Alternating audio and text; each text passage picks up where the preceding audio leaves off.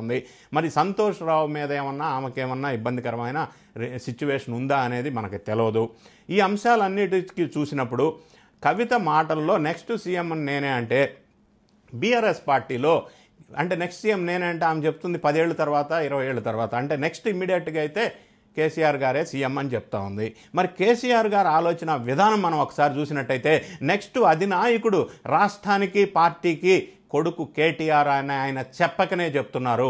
చాలా కాలం నుంచి KTR next leadership పగ్గాలు పట్టుకుంటారు, కేటీఆర్ఏ నెక్స్ట్ నాయకుడు, పార్టీకి రాష్ట్రానికి అవకాశం వస్తే చీఫ్ మినిస్టర్ అని పబ్లిక్లో భారీగా టాక్ నడుస్తున్న సందర్భంలో ఇప్పుడు సీఎం కేసీఆర్ అయినా పర్వాలేదు కానీ నెక్స్ట్ కవిత బీఆర్ఎస్ పార్టీలో చీఫ్ మినిస్టర్ ఆశించటం అనేది మనకి ఎలా సాధ్యమో తెలియదు. ఆమె ఆలోచన విధానం ఏంటనేది తెలీదు.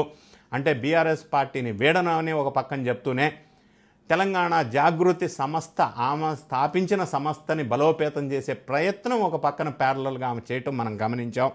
మరి తెలంగాణ జాగృతిని ఇప్పుడు హుటాహుటిన బలవంతం చేసే ప్రయత్నం చేయటం, బీఆర్ఎస్కి ప్యారలల్గా మరొక శక్తివంతమైన ఈ పార్టీగా దీన్ని ప్రూవ్ చేసే ప్రయత్నం చేస్తున్నారా అన్న ఆలోచన ఎవరికైనా వస్తూ ఉంది. లేకపోతే ఇప్పుడు సడన్గా జాగృతిని బలోపేతం చేసి సింగరేణి వాళ్లతో కూడా ఒక కమిటీ ఏర్పాటు చేసి ఇవన్నీ కొత్త కొత్త చర్యలు తీసుకోవటం అనేది మరి బీఆర్ఎస్కి ప్యారలల్గా జాగృతిని బిల్డప్ చేసి డెవలప్ చేసి స్ట్రెంథన్ చేస్తున్నారా కవిత అనేది ఒక అనుమానం.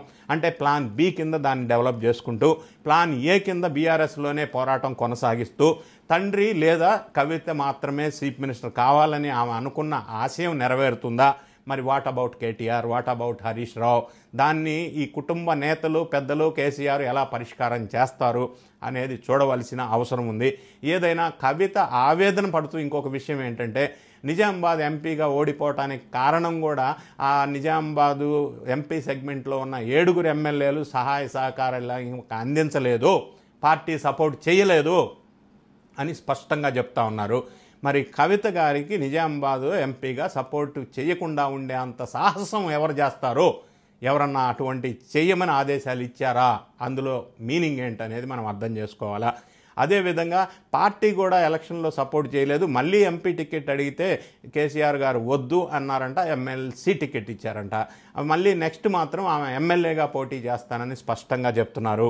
ఈ ఈక్వేషన్స్ అన్నీ కూడా కుటుంబ నేపథ్యంలో మరి కేసీఆర్ ఆమోద ముద్ర లేకుండా కవిత అనుకున్నవి సాధ్యమవుతాయా? కేటీఆర్ గారిని పక్కన పెట్టడం సాధ్యమేనా? హరీష్ గారి రోల్ ఏంటి? ఇవన్నీ పరిణామాలు మనం ఫ్యూచర్లో కవిత గారి అనుకున్న ఆలోచన విధానం ఎలా వర్కౌట్ అవుతుంది తెలంగాణలో